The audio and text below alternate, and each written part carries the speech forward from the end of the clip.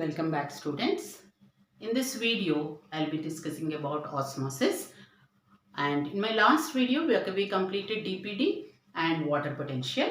So now in this video, I'll be discussing about osmosis. So first to start with, we will start with what is the definition of osmosis. Osmosis is mainly related to movement of water from a region of lower concentration to higher concentration.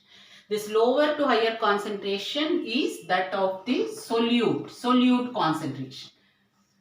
From a region of lower to higher concentration through a semi or selectively permeable membrane. Semi or selectively permeable membrane. And this selectively permeable membrane is cell membrane. It is cell membrane or it is a tonoplast. Tonoplast is the membrane surrounding the vacuole.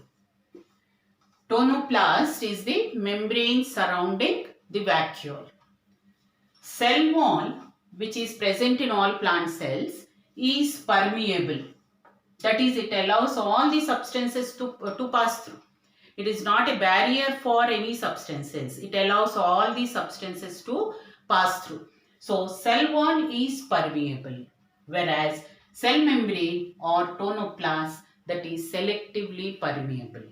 So, therefore, the cell membrane and tonoplast, these two, they play a most important role. They play role in osmosis. Cell wall, cell membrane and tonoplast, they play a role in osmosis. And the vacuole which is present in the center of the cell, in a permanent cell we find vacuole at the center. So vacuole which is present at the center of the cell, this vacuole actually determines the solute potential of the cell. Vacuole determines solute potential of cell. Solute potential is nothing but it is osmotic potential also. So osmotic potential of the cell is determined by vacuole. In other words, it is the vacuole which determines the entry and exit of any substances or movement of substances in and out of the cell. That is the main purpose of the vacuole. Now, the osmosis mainly depends upon the two important factors. Osmosis mainly depends upon the two important factors by which osmosis can be explained. The two important factors, they are pressure gradient and concentration gradient. Pressure gradient and concentration gradient. These are the two important factors which determine osmosis. They determine. So rate and direction of osmosis. Rate and direction of osmosis. This is mainly determined by what is called as a pressure gradient and concentration gradient. Now, what is this pressure gradient? Pressure gradient is due to the development of water potential. So, we can define osmosis in terms of water potential also. And concentration gradient is solute concentration.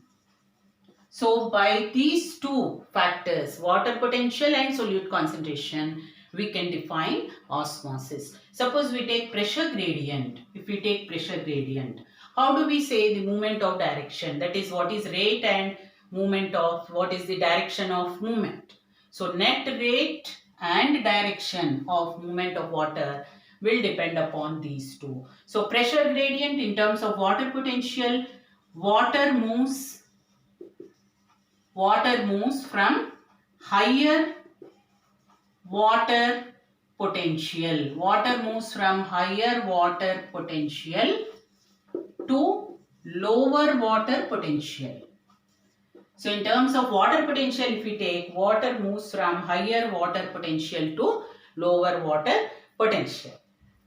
And in terms of concentration, if we take in terms of concentration, the movement is from lower concentration to higher concentration. Concentration is with respect to the solute. Concentration is with respect to the solute. So pressure gradient is with respect to water potential, where the movement is from higher water potential to lower. So this movement of higher water potential to lower is also called as along the concentration gradient. We call it as along the concentration gradient. And in terms of solute concentration, we can say it is against the concentration gradient. It is against the concentration gradient.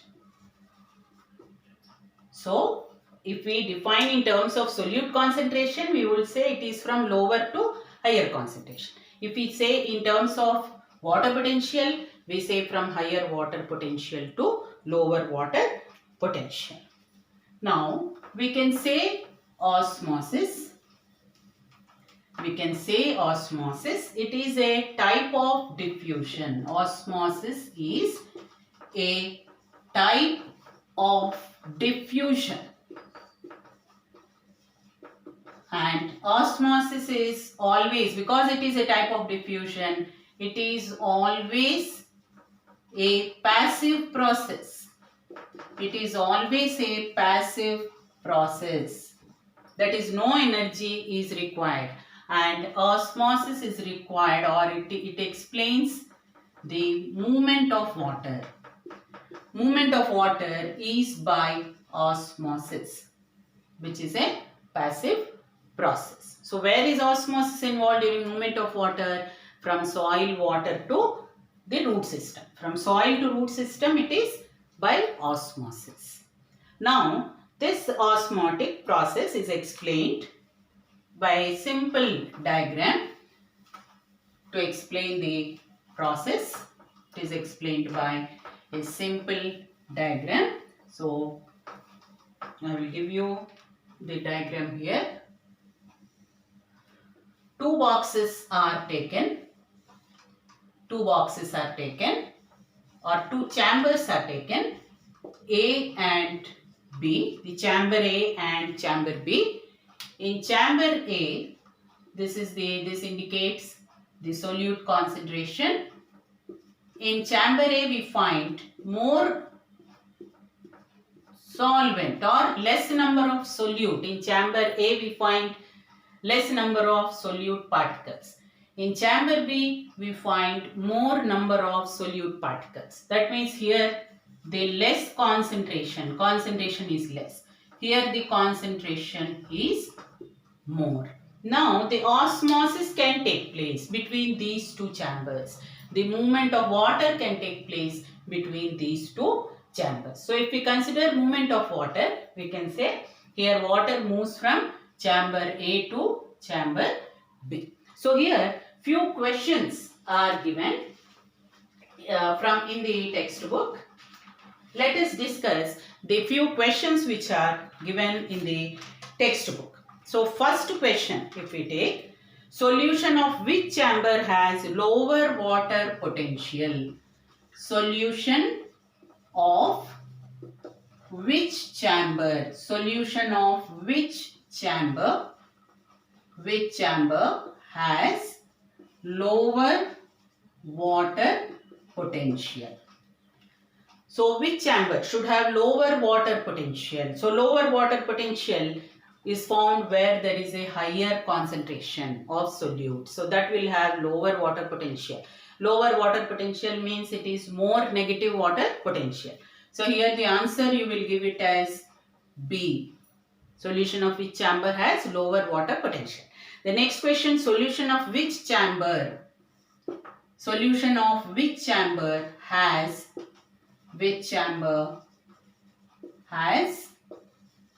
lower solute potential? Which chamber has lower solute potential? So same, it is just like water potential, it will be same, and here also you will take it as B. Now the third one if we take solution, in which direction osmosis occurs? Third question is in which direction osmosis occurs? Osmosis occurs. In which direction? So osmosis must occur from lower concentration to higher concentration. So it will occur from A to B. Osmosis will occur in this direction. So next question asks which solution has higher solute potential? Which solution or which chamber has higher solute potential? Higher solute potential. So just opposite. Here we have given lower solute potential as B. So therefore higher solute potential will be A. Now next question. At equilibrium, which chamber will have lower water potential? This is again another important one. At equilibrium, fifth question is at equilibrium, which chamber has lower water potential? So this question is very important. At equilibrium. So at equilibrium, what do we find? At equilibrium, there will not be any movement of water. There will not be net movement of water at the equilibrium. So which chamber has lower water potential means here water potential will be equal for both chambers, both A and B. Water potential will be equal for both A and B. There will not be any net movement of water. Now, next question. After the say equilibrium, we have next question. One chamber, that is sixth question. Sixth question given is one chamber has water potential equal to minus 2000 kilopascals. Water potential equal to minus 2000. And another chamber, say this is the chamber A for example. Another chamber, say chamber B, has water potential of 1000 kilopascals. Water potential of 1000 kilopascals. Now which chamber has higher water potential? The question is which chamber has higher water potential? So here the chamber B, that is which has minus 1000 kilopascals, will have higher water potential because negative value is less here. In chamber A, negative value is more, less negative, that means it has higher water potential. So that is sixth. The next question, direction of water movement when two solutions. Direction of water movement when two solutions with water potential. It will be two solutions having direction with water when two solutions with water potential. One solution has a water potential of about 0.2, that is minus 0.2. Another one has water potential of about minus 0.1. This is minus 0.1. So this is minus 0.2 and this is minus 0.1. So the question here is what will be the direction of water movement? So here this chamber again it has a higher water potential with minus 0.01. This has a higher water potential. So direction of water movement will be from minus 0.1 to minus 0.2. So these are the some of the questions asked with respect to the water, say movement of water and osmosis. Now let us see what are the next topic we will see is what are the experiments which explain the process of osmosis. Experiments to demonstrate osmosis. Let us say experiments to demonstrate osmosis. Experiments to demonstrate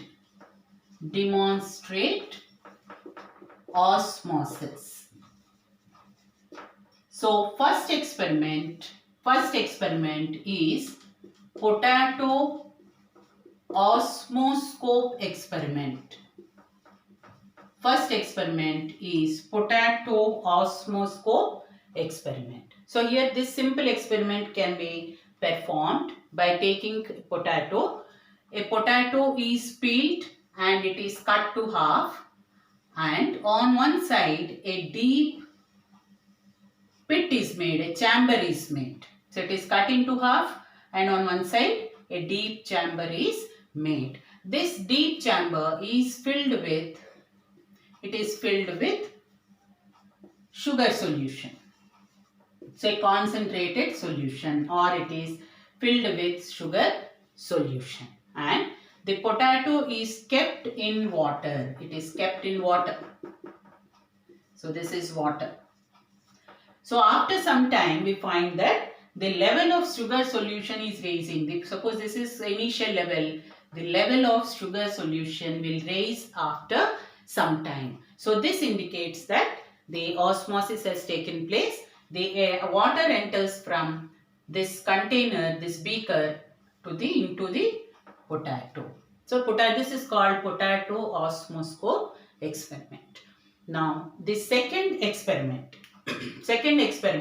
which demonstrate osmosis, this is called as a thistle funnel experiment. It is called as thistle funnel experiment. This is most commonly done, thistle funnel experiment. So here a thistle funnel is taken. A thistle funnel is one which has a long stem or a stalk, and at the base it is bulged, and this is the opening of the thistle funnel, and this opening is tied with a semi-permeable membrane. So this is a semi-permeable membrane. The mouth is tied with semi-permeable membrane, and the entire thistle funnel, it is filled with concentrated solution. So it is filled with the sugar solution. It is filled with sugar solution, and this thistle funnel is kept in a beaker containing water. It is kept in a beaker containing water. So water acts as solvent here. Water is functioning as a solvent here.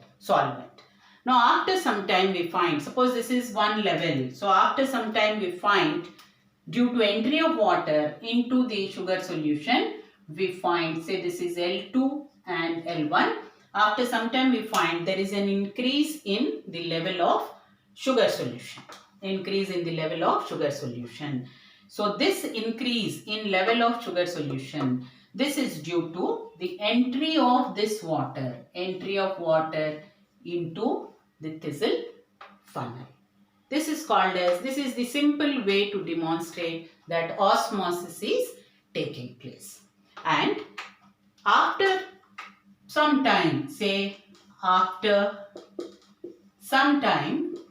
when the level is increased, after some time we may find equilibrium is reached.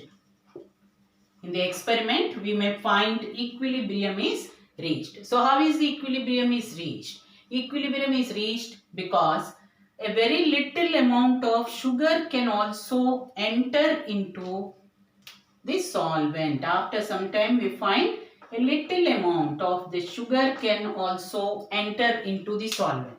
So when sugar enters into the solvent, we may find both these solutions, that is solvent and the solution, may have equal concentration. So that may stop the process of osmosis. So when is equilibrium reached? Equilibrium reached, first condition, if we take first reason, sugar may enter into the beaker.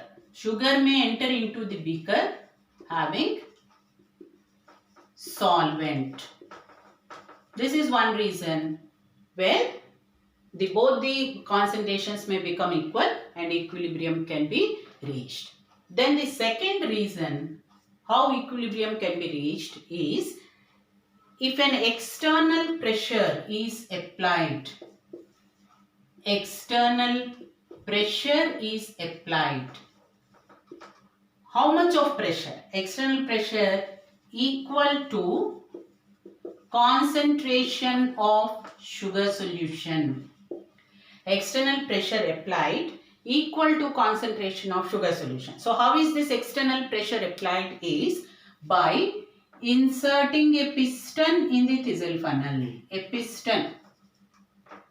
This is called as a piston. A piston is introduced into the thistle funnel. So externally a force is applied, a pressure is applied.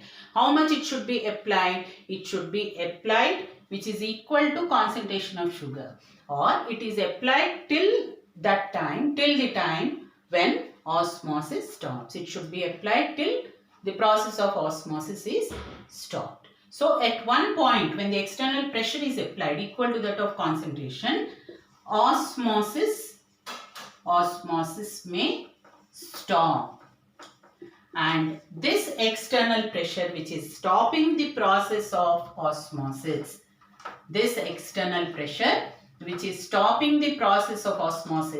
that is called as osmotic pressure.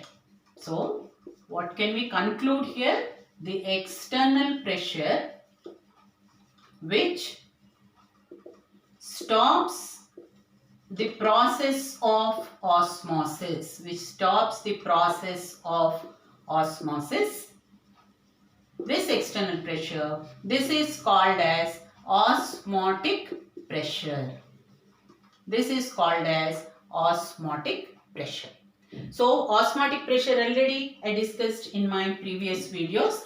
Osmotic pressure will be directly proportional to concentration. So whatever, if more is the concentration here, more pressure should be applied. So osmotic pressure will be directly proportional to concentration. So if more amount of solute is present, if concentration is more, then osmotic pressure is more. So at one stage, when the external pressure is applied, we can find equilibrium is reached. And osmotic pressure is a positive value. It is equal and opposite to that of osmotic potential. It is equal and opposite to that of osmotic potential. In my previous video, I discussed about what is the difference between these two. What is the osmotic pressure and osmotic potential. So the external pressure when we apply, equilibrium may be reached. So here we discussed two reasons how equilibrium can be reached. First reason is if sugar solution enters into the solvent passing through the selectively permeable membrane. That is one reason where the equilibrium can be reached. The second reason how equilibrium can be reached is when any external pressure is applied through a piston. A piston can be introduced by pressing it. When an external pressure is applied, then that may stop the process of osmosis. And that external pressure which is stopping the process of osmosis, that we call it as osmotic pressure. So osmotic pressure is directly proportional to concentration. And it is equal and opposite to osmotic potential. So that is about what is the thistle funnel experiment. Now I'll give you a little bit the few examples about what are the membranes used, selectively permeable membranes which are used. So for the experiment, the membranes used are egg membrane.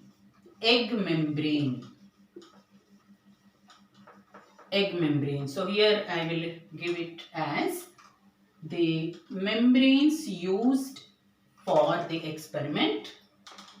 Membranes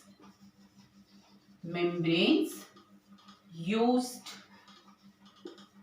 for the osmosis, experiment of osmosis. Egg membrane is used. This egg membrane is prepared from egg by dissolving the shell in hydrochloric acid and then slowly removing the membrane. Membrane is not dissolved, the egg shell is dissolved and then membrane can be removed. Second one is called as a parchment paper. Parchment paper.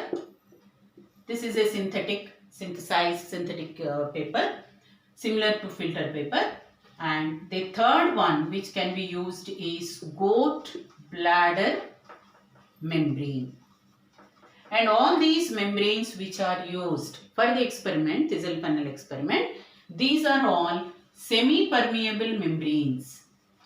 Semi-permeable membranes.